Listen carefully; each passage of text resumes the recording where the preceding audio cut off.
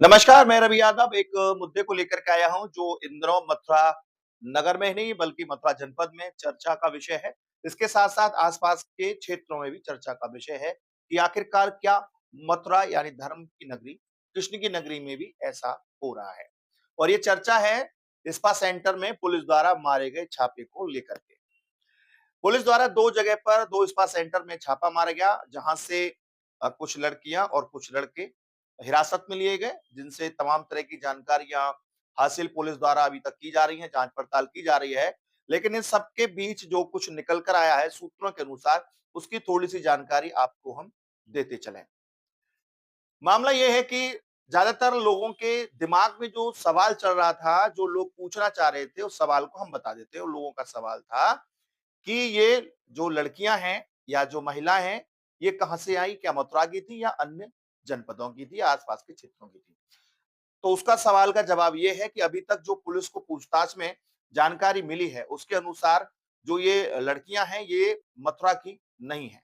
ये आसपास के जनपदों की हैं, जिनमें कि फरीदाबाद की भी बताई जा रही हैं, आगरा की बताई जा रही है और अन्य जिलों की भी बताई जा रही हैं, जो लड़कियां पुलिस द्वारा हिरासत में ली गई हैं। लड़के भी हिरासत में लिए गए हैं, जिनमें अब तक बताया गया है कि करीब 4 लड़के हिरासत में लिए गए और एक जो उनमें व्यक्ति है, वो ब्रोकर है, जिसे कि शुद्ध देसी भाषा में या ब्रज भाषा में दलाल आप कह सकते हैं। अब ये सब चीज़ सेटिंग से चलती कैसी थी, इसका भी एक बहुत बड़ा आपको रीज़न बताता हूँ, जो जाँच में निकल कर आया है।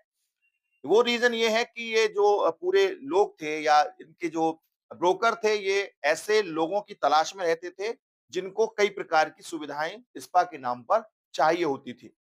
ये सभी विभिन्न जगह स्थानों पर अपने कॉन्टैक्ट्स करते थे। कुछ व्हाट्सएप चैट्स भी पुलिस को बरामद हो रही हैं, मोबाइल जो बरामद किए हैं, लगभग 23 मोबाइल पुलिस ने बरामद किए हैं। इनकी भी जाँच चल रही है। आपत्तिजनक सामग्री बरामद की है, स्पा सेंटरों से जो 2 जिनमें छापे पड़े हैं, उस पर जाँच चल रही है। तो ये यहाँ के जो ब्रोकर्स थे, ये कॉन्टैक्ट्स करते थे। स्पा सेंटर में अक्सर लोग अपनी मसाज वगैरह इत्यादि कराने आते थे। लेकिन इसके साथ ही यदि विशेष प्रकार की सेवा, जो आप समझ सकते हैं साफ शब्दों में, कोई ग्राहक चाहता था तो उसके लिए लड़कियों को सामने लाया जाता था और जो ग्राहक चाहता था, लड़की उसी के साथ उसकी अन्य सेवाओं को तत्पर रहती थी और उसका एक पे भी दिया जाता था जो स्पा से अतिरिक्त होता था। ये लगभग सभी लोग जानते हैं कि ऐसा होता है बड़े-बड़े शहरों में। अब तक हमने हज़ारों नहीं लाखों खबरें देखी हैं, spa centre, beauty parlour centre के नाम पर इस तरह का परोसना और घिनौना खेल चल रहा है। अब यह सवाल ये पैदा होता है कि जो लोग ईमानदारी से अपना बिज़नेस कर रहे हैं या ये कह सकते हैं व्यापार कर रहे हैं स्पा का या फिर ब्यूटी पार्लर का, वो ऐसे कृत्य के चलते पूरी तरह से बदनाम होता है। वहाँ पर जाने वाली, नौकरी करने वाली जो महिलाएँ हैं, जो लड़के हैं, जो युवतियाँ हैं, जो अपने पैरों पर खड़ा होना चाहते हैं या प्रयास कर रहे हैं, वो दोनों ही जगह बदनाम होती हैं जब ऐसे प्रकरण स्पा सेंटर और ब्यूटी पार्लर में जब ऐसे केस खुलते हैं या पुलिस का छापा पड़ता है।